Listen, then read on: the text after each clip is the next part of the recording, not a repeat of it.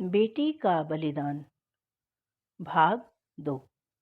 नमस्कार मित्रों, ज्ञान गंगा चैनल के हिंदी कहानियों में आप सभी का स्वागत है।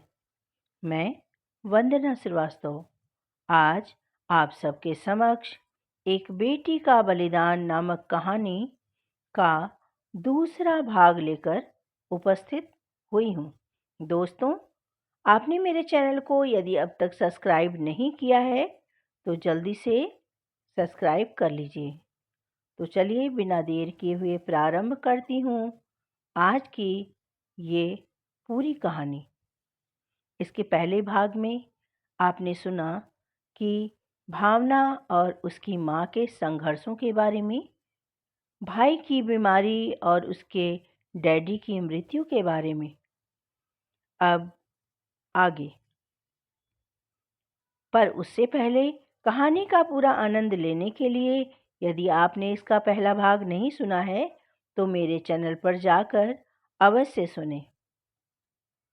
डैडी की मृत्यु की खबर सुनकर तो जैसे माँ और मेरी जोरदार चीख निकल गई थी।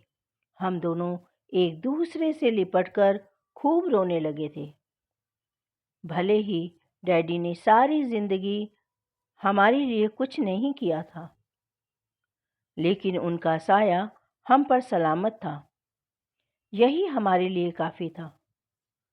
उनकी मौत जिस तरह से हुई थी उस तरह से तो यह मेरे डैडी के कर्म ही थे, मगर अब उनकी मौत पर हम लोग रोने के अलावा कुछ भी नहीं कर सकते थे।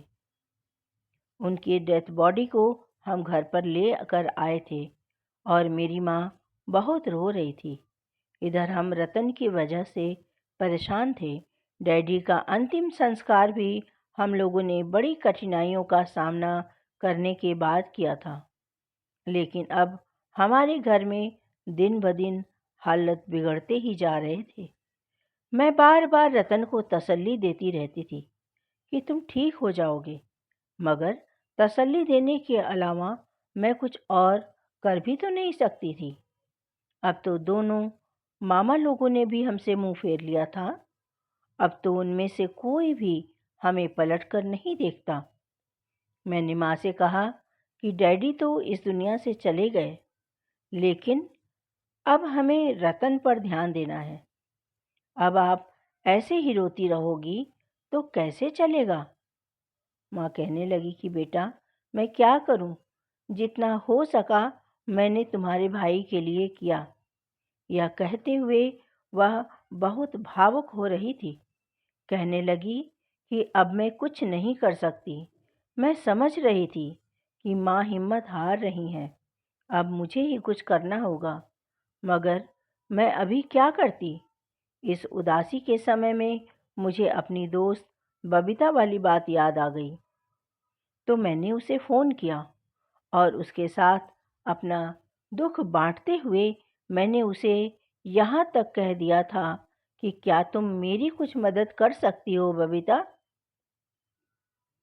क्या तुम मुझे 3 लाख रुपए दे सकती हो? क्योंकि मुझे 3 लाख रुपयों की ज़रूरत है।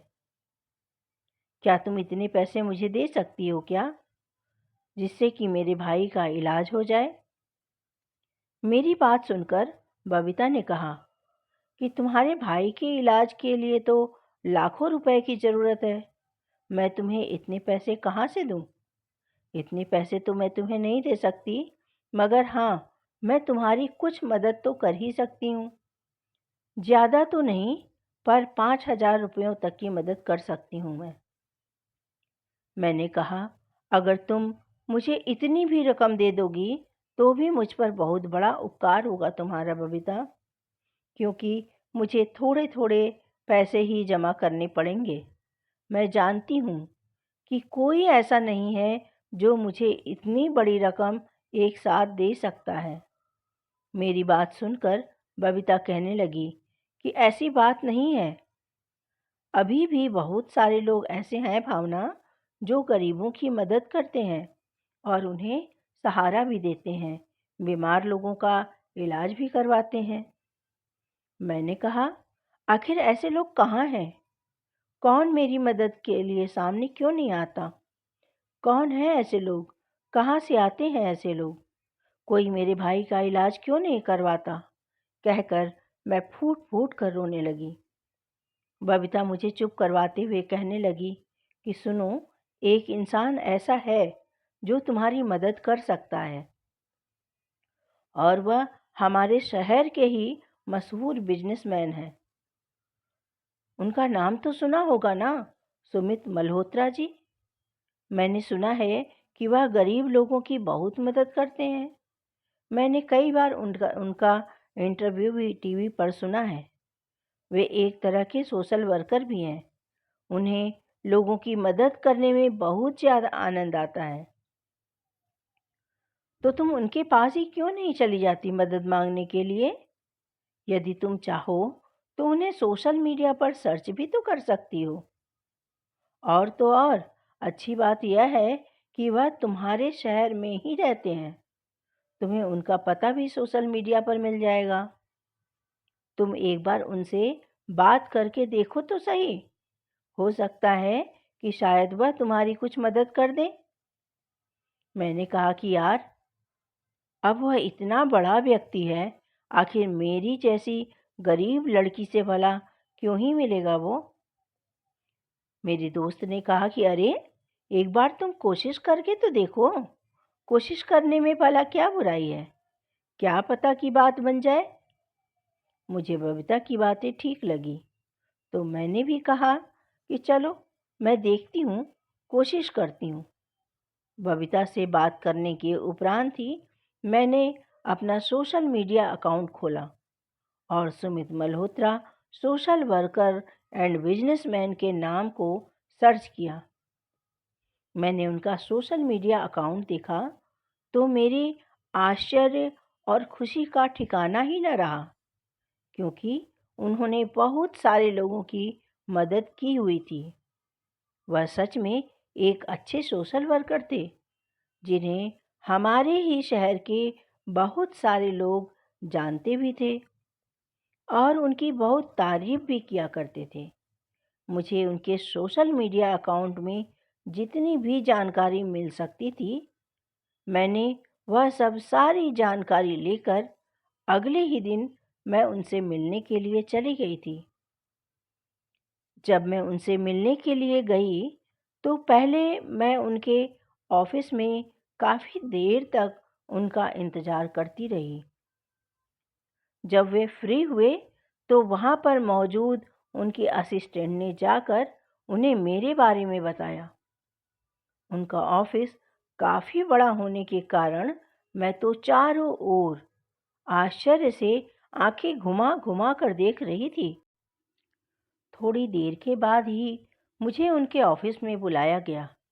जैसे ही मैंने ऑफिस में पहला कदम रखा तो देखा कि सामने कुर्सी पर सुमित मल्होत्रा जी बैठे हुए थे। वे एक अधेड़ उम्र के परंतु फिट व्यक्तित्व वाले इंसान थे। उनकी नज़र जब मुझ पर गई तो वे अपलक मुझे देखते ही जा रहे थे। उन्होंने मुझे अपने सामने बैठने के लिए कहा। मैं उनसे बात करते हुए घबरा रही थी, क्योंकि मैं पहली बार अकेली किसी ऐसे इंसान से मिलने आई थी और वह भी इतने अमीर इंसान से। मेरे तो न जाने क्यों हाथ पांव ही कांपे जा रहे थे। समझ ही नहीं आ रहा था कि मैं उनसे कैसे बात करूं। जब उन्होंने पूछा कि कहाँ हैं आपके डॉक्यूमेंट, तब मेरी तंद्रा टूटी। समझ में नहीं आ रहा था कि क्या पूछ रहे हैं वे। उन्होंने कहा कि अरे, कहाँ खो गई हैं आप? आप यहाँ नौकरी के लिए आई हैं ना, तो उसके लिए आपको अपने डॉक्यूमेंट्स तो दिखाने होंगे, ताकि हम चेक कर सकें कि आप कितनी काबिल हैं। मैंने कहा, सर, आप गलत समझ रहे हैं। मैं यहाँ नौकरी के लिए नहीं आई हूँ, बल्कि मुझे आपसे कुछ मदद चाहिए थी। इस पर वे कहने लगे कि अच्छा बताओ, क्या बात है, कैसी मदद चाहिए आपको? मैंने उनसे कहा कि सर, मैंने आपका बहुत नाम सुना है। कहते हुए मैंने उनको अपने भाई से संबंधित सारी बात बता दी। मेरी बात सुनने के बाद वे कहने लगे, तो फिर तुम्हारे भाई का ऑपरेशन होना तो बहुत ज़रूरी है। इस तरह तो उस बेचारे की जान भी जा सकती है। अच्छा, ठीक है, तो हम आपकी मदद करने के लिए तैयार हैं। तो सबसे पहले तो मैं ये चाहूँगा कि आपको हमारी कंपनी में नौकरी करनी चाहिए, जिससे आपके घर की हालत सुधर सके। आप जैसी मजबूर लड़कियों को मैं इसी तरह से मदद करता हूँ। उनकी बात सुनकर मैं प्रसन्न हो गई। मैंने कहा, परंतु सर, मैं सिर्फ 12वीं ही तो पास हूँ। इससे आगे कॉलेज में एडमिशन लिया तो था, पर 4 महीने की पढ़ाई की थी। फिर घर के हालातों की वजह से उसे मैं पूरा नहीं कर सकी। तो उन्होंने कहा कि कोई बात नहीं, कल से आप हमारे यहाँ नौकरी ज्वाइन कर सकती हैं। उन्होंने उसी समय मुझे 1 लाख रुपया दे दिया और कहने लगे कि अभी आप अपने भाई को एडमिट करवा लो, बाकी के पैसे आपको कुछ दिन बाद मिल जाएंगे। मैं बहुत खुश हुई थी। मेरी चिंता काफ़ी हद तक कम हो गई, क्योंकि मुझे पता नहीं था कि सुमित मल्होत्रा जी इतने अच्छे इंसान हैं कि पैसे से तो मेरी मदद करेंगे ही, साथ ही मुझे अपनी कंपनी में नौकरी भी दे देंगे। मैं घर आते ही तुरंत सबसे पहले अपनी माँ को यह खबर सुनाई। मेरी माँ को तो इस बात पर विश्वास ही नहीं हो रहा था कि इस दुनिया में इतने बड़े दिल का भी इंसान है भला, जो इस तरह से मदद भी कर सकता है। उसके बाद मैंने बबीता जी को फ़ोन किया। बबीता को फ़ोन करके उसको मैंने सारी बात बताते हुए धन्यवाद किया। उसने कहा कि मैंने तुमसे कहा था ना कि वे बहुत अच्छे इंसान हैं। मैंने कहा, चल, कल से मैं उनके यहाँ नौकरी करने के लिए जाऊंगी। उन्होंने मुझे अपनी कंपनी में नौकरी भी दे दी है। तब मेरी माँ कहने लगी कि बेटा, मेरा मन तो नहीं कर रहा है कि मैं तुम्हें नौकरी पर भेजूं, मगर वह इंसान हमारे जीवन में मसीहा बनकर आया है, इसलिए मैं तुझे उसकी कंपनी में नौकरी करने के लिए मना भी तो नहीं कर सकती। अगले ही दिन मैंने नौकरी पर जाना शुरू कर दिया। मैंने पहले कभी नौकरी नहीं की थी और न ही मुझे पता ही था कि काम किस तरह से किया जाता है। उसकी कंपनी में तो बहुत सारे ऐसे लड़के लड़कियां काम कर रहे थे जिन्होंने बहुत अच्छे और महंगे कपड़े पहने हुए थे। मैं तो वहाँ के लिए एक ऐसी अनजान लड़की थी जो कुछ भी तो नहीं जानती थी। लेकिन इस सब में भी सुमित मल्होत्रा जी ने मेरा बहुत साथ दिया था। वह अपना ऑफिस छोड़कर मेरे साथ आकर मुझे काम समझाने लगे। उनकी कंपनी में काम करना मुझे बहुत अच्छा लग रहा था। उधर मेरा भाई भी एडमिट हो चुका था। सुमित मल्होत्रा जी ने मुझे कहा था कि वह बाकी के पैसे मुझे बाद में दे देंगे, लेकिन धीरे धीरे यहाँ पर नौकरी करते हुए मुझे कई दिन व्यतीत हो गए थे। मैंने देखा था कि जब सुमित मल्होत्रा जी यहाँ काम में मेरी मदद किया करते थे, मुझे काम समझाया करते थे, तो यहाँ का पूरा स्टाफ हम दोनों को अजीब अजीब निगाह से देखा करता था। अब तो ऐसा होने लगा था कि सुमित मल्होत्रा जी के जाने के बाद वहाँ पर उपस्थित सभी लोग हम दोनों के बारे में न जाने क्यों अजीब अजीब बातें किया करते थे।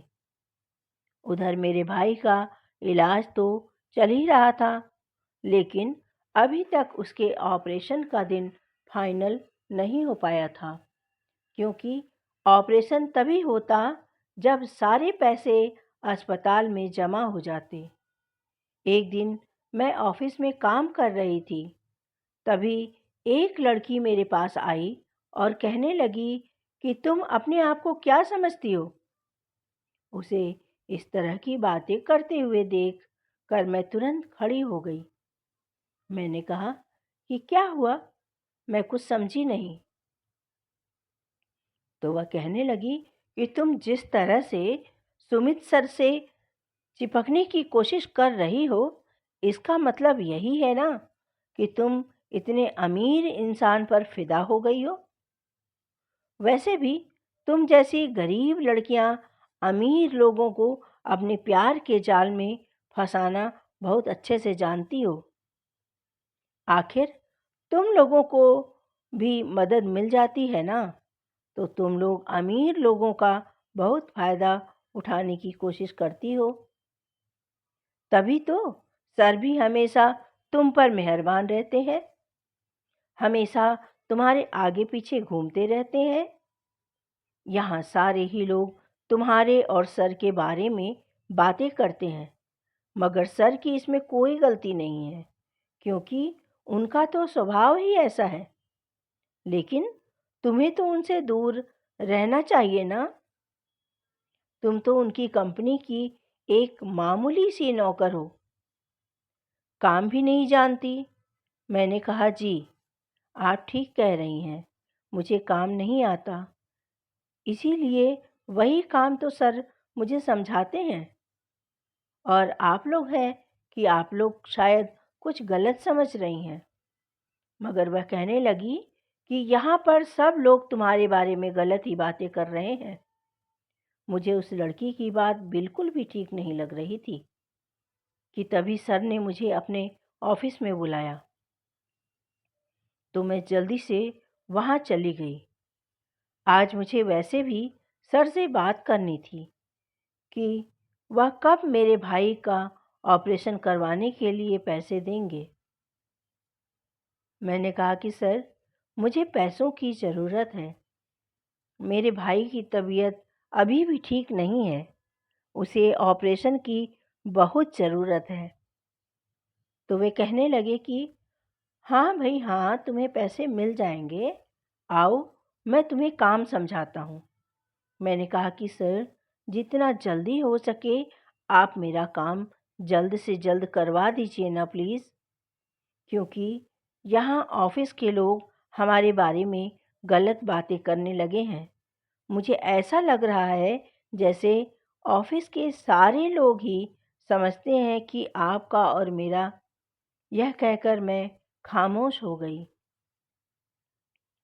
जबकि सुमित मल्होत्रा जी और मेरी उम्र में बहुत ज़्यादा फ़र्क था। वह मेरे डैडी के उम्र के थे, मगर ऑफिस के लोगों को ही लगता था कि अपना लालच पूरा करने के लिए मैं उनकी उम्र का भी लिहाज नहीं कर रही हूँ। मेरी बात सुनकर सुमित मल्होत्रा जी मेरे करीब आकर खड़े हो गए और कहने लगे कि लोग अगर हमारे बारे में गलत बातें कर रहे हैं, तो हमें लोगों की कही हुई बातों को सच कर देना चाहिए। यह कहते हुए उन्होंने अपना हाथ मेरे कंधे पर रख दिया। उनका ऐसा व्यवहार मुझे बहुत बुरा लग रहा था। मैंने झट से उनका हाथ पीछे की ओर झटक दिया और मैं वहाँ से जाने लगी, तो वे कहने लगे, क्या तुम नहीं चाहोगी कि तुम्हारे भाई का इलाज हो जाए? मैंने कहा, जी मैं ऐसा ही चाहती हूँ। वह कहने लगे, तो मैं तुम्हारे भाई को पूरी तरह से ठीक करवा सकता हूँ और तुम्हारी सारी परेशानियों को जड़ से ख़त्म कर सकता हूँ। वह फिर से धीरे धीरे मेरे करीब आए। अब की बार उसने मुझे बहुत करीब से छूने की कोशिश की, तो मैंने उसको फिर से झटक दिया। मैंने कहा, सर यह आप क्या कर रहे हैं? तो वे कहने लगे कि अब जब हम लोग ऑफिस में बदनाम हो ही गए हैं, तो फिर हमें वही सब कुछ करना चाहिए जो लोग समझते हैं। मैंने कहा कि नहीं सर, ऐसा तो बिल्कुल भी नहीं हो सकता। आप तो मेरे पिता के समान हैं। कहकर मैं वहाँ से अब जाने लगी। जब उन्होंने मेरा हाथ पकड़ लिया और कहने लगे, क्या तुम मुझसे शादी करोगी? मैं तो उनकी ऐसी बात सुनकर दंग रह गई थी। उन्होंने कहा कि मैं जानता हूँ कि तुम्हें हैरानी हुई होगी, मगर मेरी पत्नी की मृत्यु हुए पूरे 10 साल हो चुके हैं। मैं तभी से अपने लिए किसी अच्छे जीवन साथी की तलाश कर रहा हूँ और तुम मुझे पसंद आ गई हो। तुम मजबूर हो और तुम्हारी मैं मदद करना चाहता हूँ। अगर तुमने मुझसे शादी कर ली तो मैं तुम्हें पूरे 10 लाख रुपए दूंगा। तुम्हारे घर वालों का मुकद्दर ही बदल दूंगा। बताओ, क्या तुम्हें स्वीकार है? एक तरफ मेरे घर की परेशानियां थी तो दूसरी तरफ सुमित मल्होत्रा जी मेरी मजबूरी का फ़ायदा उठा रहे थे। मैंने उनसे इनकार कर दिया और कहा कि मुझे नहीं चाहिए आपकी नौकरी और ना ही आपका पैसा। तब उन्होंने मेरे जाते जाते भी यही कहा कि सोच लेना, यह ऑफ़र तुम्हारे लिए बहुत फ़ायदेमंद साबित हो सकता है। इतनी बड़ी रकम तुम्हें इस पूरे शहर में कोई नहीं दे सकता है। मैं चुपचाप अपने घर आ गई और घर आकर मैं बहुत रोई थी। मेरी माँ कहने लगी कि क्या बात हो गई बेटा? मैंने उन्हें भी कुछ नहीं बताया क्योंकि वह अस्पताल जा रही थी। अब भाई अस्पताल में एडमिट था, इसलिए वह उसके पास ही रहती थी। माँ ने मुझसे कहा कि बेटा, जल्द से जल्द तुम्हारे भाई का ऑपरेशन करवाना होगा, वरना बात हाथ से निकल जाएगी बेटा। पर क्या तुमने अपने मालिक से पैसों के लिए कहा? माँ को मैं सब कुछ बताना तो चाहती थी, पर कुछ सोचकर चुप हो गई, क्योंकि वे तो पहले से ही बहुत परेशान थी। उनको और तकलीफ भला मैं कैसे दे सकती थी? मैं जानती थी कि जब माँ के हाथ में पैसे आ जाएंगे और भाई ठीक हो जाएगा, तो उनकी मुश्किल थोड़ी कम हो जाएगी। काफ़ी वक्त तक मैं यही सोचती रही कि मुझे क्या करना चाहिए, किंतु यदि मैंने ऐसा नहीं किया तो मेरे भाई की जान चली जाएगी। मेरी कोई मदद नहीं करेगा। पहले ही हम कितने परेशान हैं, ऊपर से डैडी भी अब इस दुनिया में नहीं है। लोग हम माँ बेटी को अकेले जिंदा नहीं रहने देंगे, क्योंकि जिस घर में बाप और भाई नहीं होते, उस घर की औरतों को समाज बहुत सताता है। अभी मैं यही सब सोच रही थी कि जब अचानक मेरा मोबाइल बजने लगा और मैंने देखा तो सुमित मल्होत्रा जी का ही कॉल आ रहा था। मैंने जब फ़ोन उठाया तो उन्होंने मुझसे कहा कि तुम्हारे केवल पास केवल 24 घंटे हैं। अगर तुमने मेरी बात नहीं मानी तो तुम्हें इतने पैसे भी नहीं मिलेंगे कि तुम अपने भाई की दवाई भी ले सको। ऑपरेशन होना तो बहुत दूर की बात है। मैंने लगभग गिड़गिड़ाते हुए कहा कि सर, आप ऐसा क्यों कर रहे हैं? आप क्यों मुझ मजबूर दुखिया की मजबूरी का फ़ायदा उठा रहे हैं? ईश्वर आपको कभी माफ़ नहीं करेगा। वे ज़ोर ज़ोर से हंसते हुए कहने लगा कि अरे, तुम मुझे पसंद आ गई हो। अब मैं तुम्हारे साथ ज़बरदस्ती तो नहीं न कर सकता हूँ, क्योंकि मैं जानता हूँ कि तुम मजबूर हो, इसलिए तुम मुझसे शादी कर लोगी। तो तुम्हारे साथ ज़बरदस्ती करने का तो कोई फ़ायदा ही नहीं। कहकर वह फिर से शैतानी हंसी हंसते हुए फ़ोन काट दिया और मेरे पास सिवाय रोने और परेशान होने के अलावा कुछ भी तो नहीं था। फिर मैं सोचने लगी कि मुझे सुमित मल्होत्रा जी से शादी कर लेनी चाहिए, क्योंकि मुझे अब अपने भाई को बचाने का कोई रास्ता नज़र ही नहीं आ रहा था। अगले दिन मैं उनके घर चली गई और उनसे कहा कि सर, आप जैसा चाहते हैं मैं वैसा ही करने के लिए तैयार हूँ, पर मेरे भाई का ऑपरेशन। यह कहते हुए मेरा गला भर आया।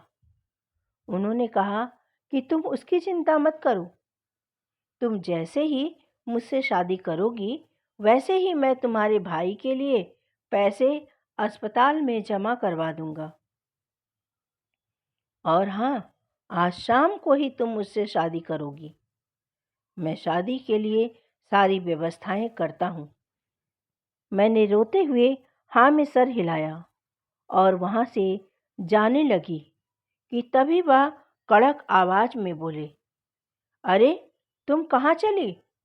मैंने कहा कि मैं अपने घर जा रही हूँ। तो वे कहने लगे कि नहीं नहीं, तुम कहीं नहीं जाओगी, तुम्हारा क्या भरोसा, क्या पता तुम कहीं भाग जाओ तो, और शादी से इनकार कर दो तो फिर मैं तुम्हें कहाँ ढूंढता फिरूंगा। मैं बोली कि मेरा विश्वास कीजिए सर, मैं कुछ ऐसा नहीं करूँगी। अगर इनकार ही करना होता तो मैं यहाँ क्यों आती। पर सुमित सर ने फिर भी जबरदस्ती मेरा हाथ पकड़कर मुझे एक कमरे में बंद कर दिया। मैं बार बार कह रही थी कि दरवाज़ा खोलो, दरवाज़ा खोलो, मैं कुछ नहीं करूँगी, मैं कहीं नहीं जाऊँगी। मगर उनका कहना था कि रात तक तुम्हें यहीं पर रहना है। जब तक तुम्हारी शादी मेरे साथ नहीं हो जाती, तब तक मैं तुम्हें इस कमरे से आज़ाद नहीं कर सकता हूँ। क्योंकि तुम जैसी लड़कियों को मैं अच्छी तरीके से जानता हूँ। तुम लोगों का यकीन नहीं कर सकता मैं। और मैं ज़ोर ज़ोर से रो रही थी, पर मेरे रोने का भी उन पर कोई असर नहीं हो रहा था। थक हार कर मैं वहीं ज़मीन पर बैठ गई। न जाने किस मुसीबत में फंस गई थी मैं। मेरी कुछ समझ में नहीं आ रहा था। मुझे इस बंद कमरे में बंद हुए काफ़ी घंटे बीत चुके थे कि तभी अचानक दरवाज़ा खुला और मैं घबरा गई। तभी मैंने देखा कि एक नौकरानी आई थी। उसके हाथों में शादी का लाल जोड़ा था। मुझे देते हुए बोली कि आप जल्दी से तैयार हो जाओ, 2 घंटे में आपकी शादी होने वाली है। मैं रोते हुए उसे उठाने लगी और धीरे धीरे करके तैयार होने लगी। मैं बहुत दुखी थी। आखिर मैं क्या करूं? कैसे इस मुसीबत से छुटकारा पाऊं? आखिर सारी परेशानियां मेरे ही हिस्से में क्यों हैं? मैंने तो कभी भी किसी का बुरा नहीं सोचा है। हे ईश्वर, मैंने सुना था कि बुरे लोगों के साथ हमेशा बुरा होता है, मगर मेरे साथ तो बचपन से ही बुरा होता आ रहा है। अभी इसी उधेड़-बुन में मैं लगी हुई थी कि मैंने देखा कि कोई लड़का खिड़की के राज से कूदकर कमरे के भीतर दाखिल हो गया। मैं बहुत ज़्यादा घबरा गई थी, पर जब मैंने उसे देखा तो मेरे मुंह से एक चीख निकल गई। तुम? यही हाल उसका भी था। उसे देखकर मैं पीछे हटने लगी और कहने लगी कि तुम कौन होते हो मुझसे यह सवाल करने वाले, और यहाँ क्या लेने आए हो? मेरे साथ गलत करके तुम्हारा जी नहीं भरा? पर वह कहने लगा कि देखो, मैं जानता हूँ कि तुम्हारे साथ उस दिन सच में बहुत गलत हुआ था। मुझे तुम्हारी मदद करनी चाहिए थी। मुझे पता था कि तुम्हारी मामी तुम्हारे साथ इतना गलत करती हैं, तो मैं अचानक उन्हें देखकर घबरा गया था। और जब मैं नीचे आया तो मैंने देखा कि तुम्हारे मामा जी के घर में बहुत शोर हो रहा था। उसके बाद से ही तुम मुझे दिखाई नहीं दी। यकीन मानो मेरा, मैं सच कह रहा हूँ, मैं निर्दोष हूँ।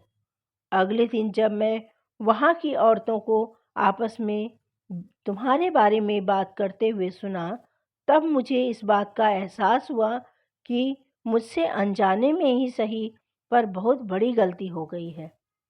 वह लोग आपस में बातें कर रही थी कि वह लड़की तो बहुत अच्छी है, मगर सुना है कि इसकी मामियों ने उस पर इल्ज़ाम लगाकर उसे यहाँ से भेज दिया। वह बेचारी तो यहाँ केवल पढ़ने के लिए आई थी। तब मुझे समझ आया कि उन्होंने तुम्हें मुझसे बात करने पर डांट लगाई थी और इस बात को बढ़ावा देकर उन्होंने तुम्हें बदनाम कर दिया है। मैंने कहा कि हाँ, तो तुम भी तो उनके साथ मिले हुए थे ना? तो वह कहने लगा कि अरे नहीं नहीं, ये कैसी बातें कर रही हो, बल्कि मैं तो वहाँ किसी को जानता तक नहीं। मैंने कहा क्यों, क्यों नहीं जानते थे? वह घर तुम्हारा था तो जरूर जानते होगे। वह कहने लगा कि तुम मुझे गलत समझ रही हो भावना, वह घर मेरा नहीं था, बल्कि वह घर तो मेरे दोस्त का है। मैं कुछ दिनों के लिए वहाँ रहने के लिए गया हुआ था। बस जब मैंने वहाँ छत पर तुम्हें देखा तो तुम मुझे बहुत अच्छी लगी थी और इसीलिए मैं तुम्हें देखा करता था, क्योंकि तुम जैसी नेक और प्यारी लड़की मैंने कहीं नहीं देखी थी, इसलिए मेरा दिल तुम पर आ गया था।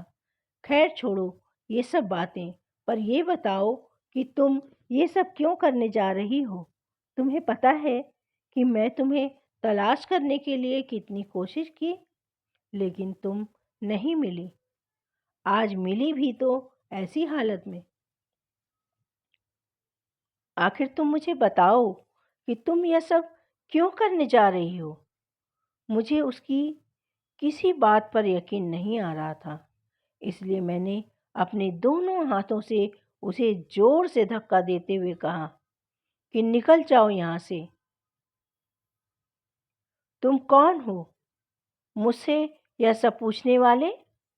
वह कहने लगा, मैं तुम्हारा कुछ भी नहीं हूँ, लेकिन तुम जिससे शादी करने जा रही हो उसको जानती हो ना?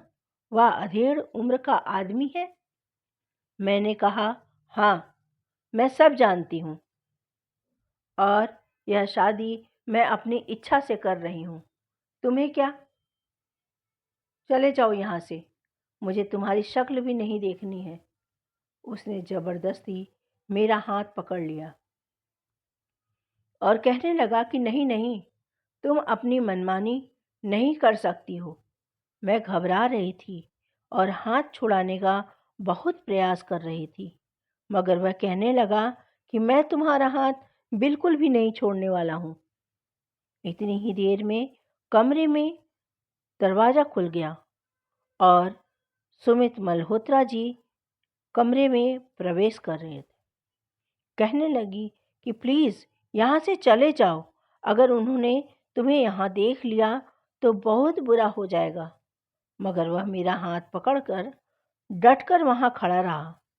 शायद उसे ऐसे लोगों से डर नहीं लगता था। दरवाज़ा खुलने के बाद भी जैसे ही सुमित मल्होत्रा कमरे में दाखिल हुए, मैंने देखा कि सुशील अभी भी वैसा का वैसा ही खड़ा था। उसकी आंखों में खून उतर आया था। जैसे ही सुमित मल्होत्रा जी ने सुशील को देखा, उन्होंने चौंक कर कहा कि तुम कब आए और यहाँ क्या कर रहे हो? मुझे तो अपनी आंखों पर यकीन ही नहीं हो रहा था। इसका मतलब यह था कि वह दोनों एक दूसरे को जानते थे। सुशील अभी भी उनके सामने मेरा हाथ मजबूती से पकड़ा हुआ था। यह सब देखकर सुमित मल्होत्रा ने चीखते हुए कहा, सुशील, हाथ छोड़ो इस लड़की का। हाथ? तो वह कहने लगा, क्यों छोड़ दूं हाथ? ताकि आप मेरी माँ की तरह इस लड़की की भी जिंदगी बर्बाद कर दें? यह बहुत भोली भाली लड़की है, मैं जानता हूँ इसको। इसको भी आपने ही फंसाया होगा, है ना? आखिर आज आप अपनी शादी करने का सपना जो पूरा करने वाले हैं, लेकिन मैं ऐसा बिल्कुल भी नहीं होने दूंगा। मैं इस मासूम लड़की की जिंदगी खराब नहीं होने दूंगा। पहले तो आपने मेरी माँ का फायदा उठाया, अब मेरी माँ के न रहने के बाद आप किसी दूसरी लड़की से शादी करना चाहते हो। ऐसा नहीं होने दूंगा मैं। अरे, आपको तो अपने बेटे तक की फिक्र नहीं है। यही वजह है कि मैं हमेशा आपसे छुपता फिरता हूँ। कभी किसी दोस्त के घर छुप जाता हूँ, तो कभी किसी शहर में चला जाता हूँ, तो कभी कहीं और, जिससे कि मुझे आपका सामना न करना पड़े। जिस तरह आप मुझ पर नज़र रखते हैं, ठीक उसी तरह से मैं भी आप पर मुझे पता चल गया था कि आज आप शादी करने जा रहे हैं, इसलिए मैं यहाँ पर आ गया, वरना तो मैं आता ही नहीं। मैं आपका इरादा कभी पूरा नहीं होने दूंगा। सुमित मल्होत्रा अपने बेटे के सामने अचानक से पिघल गए और अपनी आंखों में आंसू भरकर उन्होंने कहा, नहीं बेटा, ऐसा नहीं है। तुम मुझे गलत समझ रहे हो। ऐसा कुछ भी नहीं है। इसका हाथ छोड़ दो। शादी के सारे इंतजाम हो चुके हैं। यह लड़की तुम्हारी माँ बनकर ही रहेगी। सुशील कहने लगा कि इस लड़की के बदले आखिर आपने इसको कितना मजबूर किया। सुशील फिर मेरी तरफ देखकर कहने लगा, बताओ भावना, इसको तुम्हें शादी करने के लिए क्या ऑफर दिया है? क्योंकि मैं जानता हूँ कि तुम किसी बड़े कारण से ही इनसे शादी करने जा रही हो। तभी सुमित मल्होत्रा बोल पड़े और कहने लगे, अरे हाँ हाँ भावना, बताओ ना इसे कि मैंने तुम्हें कोई ऑफर नहीं दिया है। तुम तो खुद ही मेरी दौलत देखकर मुझसे शादी करना चाहती हो। सुशील कहने लगा कि भावना, मुझे पता है कि तुम मुझसे झूठ नहीं बोलोगी, और मुझे सच सच बताओ, अगर तुम किसी मजबूरी की वजह से ऐसा कर रही हो, तो मैं तुम्हारी मजबूरी को ख़त्म कर दूंगा और तुम्हें इनसे शादी भी नहीं करनी पड़ेगी। तुम अपने लिए गए इस फैसले को रद्द कर दो, क्योंकि इस निहायत ही घटिया व्यक्ति से, भले ही यह मेरा बाप है, इससे शादी मत करो। हमेशा से इसकी नज़र खूबसूरत लड़कियों पर ही रहती है, पर आज जब मुझे यह पता चला कि ये एक लड़की को लाकर कमरे में बंद करके रखा हुआ है और उसे शादी करना चाहते हैं, मैं तभी समझ गया था कि वह लड़की अपनी मर्जी से शादी नहीं कर रही होगी। अवश्य ही उसके साथ कुछ न कुछ किया गया है। तभी मैं यहाँ खिड़की से कूदकर तुम्हें देखने के लिए आया था कि आखिर देख सकूं कि वह ऐसी कौन सी लड़की है। शायद इस लड़की को मेरे मदद की ज़रूरत हो। यह आदमी मुझे बिल्कुल पसंद नहीं है। प्लीज़ भावना, प्लीज़ तुम इससे शादी मत करना। इनकार कर दो और मुझे बताओ कि आखिर क्या बात है। मैं सुमित मल्होत्रा की तरफ देख रही थी, जो मुझे आंखों से इशारा करके मना करने की कोशिश कर रहे थे, और दूसरी ओर सुशील को भी देख रही थी, जिसकी आंखों में आज मुझे उसके पिता के खिलाफ बहुत सारा गुस्सा नज़र आ रहा था। मैंने बहुत ज़्यादा साहस बटोरकर सुशील को बताया कि मैं मजबूर हूँ सुशील, बहुत ज़्यादा मजबूर, कहकर मैं रोने लगी। सुशील ने मुझे शांत करवाते हुए बोला, कैसी मजबूरी भावना, मुझे साफ साफ बताओ। मैंने कहा कि मेरा भाई बहुत बड़ी बीमारी से जूझ रहा है। उसके ऑपरेशन के लिए पूरे 3 लाख रुपयों की ज़रूरत है। इन्होंने कहा कि अगर मैं इनसे शादी कर लूं तो ये मेरे भाई का इलाज करवा देंगे और हमारी गरीबी भी खत्म कर देंगे। मेरी बात सुनकर सुशील को बहुत गुस्सा आया। उसने घूरकर अपने पिता की तरफ देखा। सुशील ने तभी अपने नौकर को आवाज़ लगाई। जब वह नौकर कमरे में आया तो उसने कहा कि अभी और इसी समय पुलिस को बुलाओ। कि तभी सुमित मल्होत्रा अपने बेटे के आगे हाथ जोड़ने लगे कि नहीं बेटा, ऐसा मत करो, मुझे माफ़ कर दो। भले ही तुम इस लड़की से मेरी शादी मत होने दो, पर पुलिस के हवाले मत करो बेटा, क्योंकि यह लड़की झूठ बोल रही है। यह लड़की लालची है। इसने खुद मुझसे शादी करने के लिए कहा था और अब यह मुकर रही है। ठीक है कि मैं इससे शादी नहीं कर रहा, मगर पुलिस को बुलाने की क्या ज़रूरत है? सुशील कहने लगा कि मैं बचपन से लेकर अब तक आपकी सारी हरकतों को झेलते आ रहा हूँ। पहले भी कई बार आपने शादी करने की कोशिश की, लेकिन हर बार मैंने आपका प्लान फ्लॉप कर दिया। लेकिन मैं भावना के साथ कुछ गलत नहीं होने दे सकता। आप यह बात अच्छे से जानते हैं कि मैं आपका ही बेटा हूँ और आपसे 100 कदम आगे ही रहूँगा। सुशील ने अपने पिता की एक भी न सुनी। उसने पुलिस को बुलाकर सब कुछ बता दिया था। उसने कहा था कि मैं अब अपने पिता की हरकतें बर्दाश्त नहीं कर सकता। आप इन्हें लेकर जा सकते हैं। पुलिस ने मेरा भी बयान लिया था, जिसमें मैंने पुलिस को बताया था कि सुमित मल्होत्रा जी मेरी मजबूरी का फ़ायदा उठा रहे थे और ज़बरदस्ती मुझसे विवाह कर रहे थे। सुमित मल्होत्रा जी चीखते चिल्लाते रहे, मगर उनके बेटे ने उनकी एक न सुनी। सुशील ने कहा कि यह सब कुछ मेरा है, मगर मेरे पिता ने हर तरीके से इन चीज़ों का गलत इस्तेमाल किया है। मैंने कहा मगर वह तो बहुत अच्छे इंसान है, सोशल वर्कर है। वह कहने लगा कि अगर वह एक अच्छे इंसान है तो तुम्हें ब्लैकमेल क्यों कर रहे थे?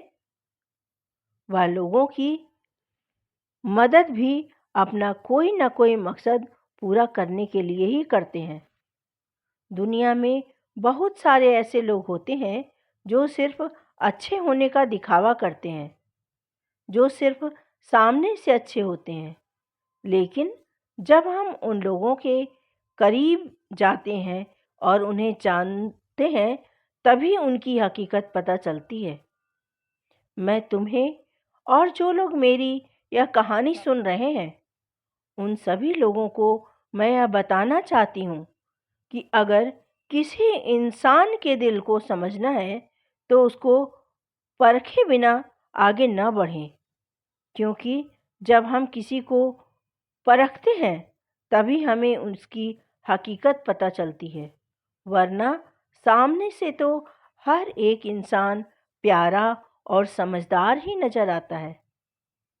उसके दिल में क्या चल रहा है यह हमें बाद में ही पता चलता है।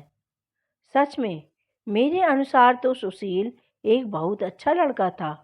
वह अपनी माँ से बहुत प्यार करता था। वह अपनी माँ की जगह किसी और को नहीं देना चाहता था, इसलिए वह हर बार अपने पिता को रोकता था और अपने पिता से नाराज़ होकर कहीं ना कहीं चला जाया करता था, क्योंकि अपनी माँ के बगैर इस घर में उसे घुटन महसूस होती थी। यह सब कुछ उसका था। इसके बावजूद भी उसकी ज़िंदगी में सुकून नहीं था। वह हर बार यही कोशिश करता रहा कि उसके पिताजी सुधर जाएं, मगर सुमित मल्होत्रा जी थे कि सुधरने का तो नाम ही नहीं ले रहे थे। जब देखो कुछ न कुछ गलत ही कर दिया करते थे।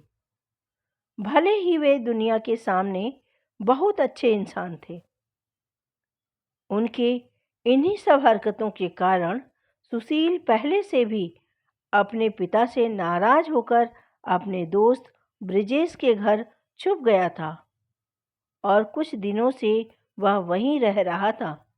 जब उसने मुझे देखा था, उसने मुझसे कहा कि भावना, मैं तुम्हें पसंद करने लगा हूँ, क्या तुम मुझसे शादी करोगी? आज इस लाल जोड़े में तुम बहुत खूबसूरत लग रही हो। क्या इसी लाल जोड़े में और इसी मंडप में तुम मुझसे शादी करना चाहोगी? मेरे पिता से शादी करना तो तुम्हारी मजबूरी थी।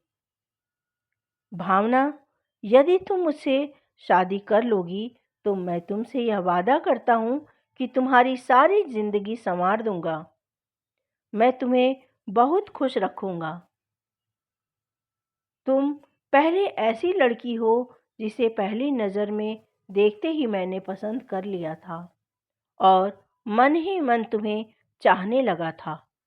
मगर मैं यह नहीं जानता था कि मेरी इस छोटी सी गलती से तुम इतनी बड़ी मुसीबत में फंस जाओगी।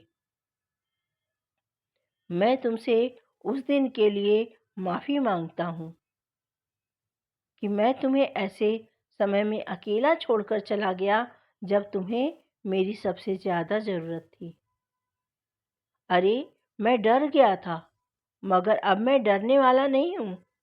मैं तुमसे शादी करूँगा और तुम्हारे भाई का इलाज भी करवाऊँगा। प्लीज़ मान जाओ ना भावना। भावना ने कहा, मुझे माफ़ कर दो सुशील कि मैंने तुम्हें और तुम्हारे बारे में गलत सोचा।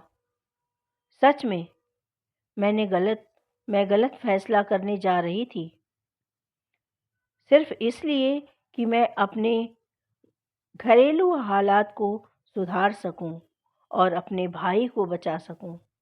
लेकिन सुशील ने तो मेरी ज़िंदगी ही बदल कर रख दी थी, इसलिए मैंने उसको शादी के लिए हाँ कर दी थी। और अब इस मंडप में, इस लाल जोड़े में मेरी शादी सुशील के साथ हो गई। अब मैं इस बड़े से घर की मालकिन बन गई थी। सुशील ने मेरे भाई का ऑपरेशन भी करवा दिया। मेरी माँ बहुत ही ज़्यादा खुश थी। जब उन्होंने मुझे लाल जोड़े में सुशील के साथ देखा तो वह हैरान हो गई। मगर जब सुशील ने उन्हें पूरी बात बताई तो उन्हें मेरा यह फैसला बिल्कुल सही लगा। मेरी माँ ने कहा कि मेरी बेटी की ज़िंदगी में बहुत सारी खुशियाँ आई हैं। बेटा सुशील, तुम इसकी ज़िंदगी में शामिल तो हो गए हो। अब मुझसे यह वादा करो कि तुम अब मेरी बेटी की ज़िंदगी में कोई परेशानी नहीं आने दोगे। उसने मेरी माँ से वादा किया कि अब आप बिल्कुल भी निश्चिंता न करें, निश्चिंत हो जाएं। मैं इसे हमेशा बहुत खुश रखूँगा। सुशील मेरे जीवन में आने वाला पहला ऐसा पुरुष था जिसने कि मेरी सारी ज़रूरतों को पूरा किया था। वरना मेरे डैडी ने कभी हमारी किसी भी ज़रूरत को तवज्जो नहीं दी और न ही कभी समझने की कोशिश ही की। और मेरा भाई जो इस काबिल होने जा ही रहा था कि उसे उसकी बीमारी ने इस काबिल होने नहीं दिया। देर से ही सही, पर मुझे सुशील के रूप में एक सच्चा जीवन साथी मिला जिसने मेरी पूरी ज़िंदगी को ही बदल कर रख दिया। अब मेरी ज़िंदगी में खुशियों की बौछार हो रही है। दुख का कहीं कोई नामो निशान नहीं है और अब मैं सुशील के साथ एक अच्छी ज़िंदगी गुजार रही हूँ। मेरा भाई भी अब बिल्कुल ठीक है। अब वह भी मेरे पति सुशील जी के साथ उनके ऑफिस में ही काम करता है। मामियाँ भी अपने किए पर बहुत ज़्यादा शर्मिंदा हैं। हम सब ने उन्हें माफ़ कर दिया। दोस्तों, आपको मेरी यह कहानी कैसी लगी? यदि कहानी पसंद आई हो तो चैनल को लाइक और शेयर करें। चैनल पर नए हैं तो चैनल को सब्सक्राइब अवश्य करें। मित्रों, यदि आप सब यह चाहते हैं कि मेरी कहानियाँ आप सदैव ऐसे ही सुनते रहें तो आप सभी को लाइक और कमेंट्स करना चाहिए, जिससे मैं उत्साहित होकर आपके लिए और अच्छी से अच्छी कहानियाँ प्रस्तुत कर सकूं। आप लोग और किस तरह की कहानी सुनना पसंद करते हैं, कृपया कमेंट्स करके अवश्य बताएं। लाइक, कमेंट, शेयर करना बिल्कुल भी न भूलें। मित्रों, आपका एक एक कमेंट और एक एक लाइक मेरे लिए बहुत ज़्यादा वैल्यू रखता है, तो कृपया कंजूसी ना करें मित्रों, क्योंकि इसके कोई पैसे नहीं लगते। लाइक, कमेंट्स और शेयर अवश्य किया करें। मिलती हूँ फिर से नई कहानी में, तब तक के लिए बाय।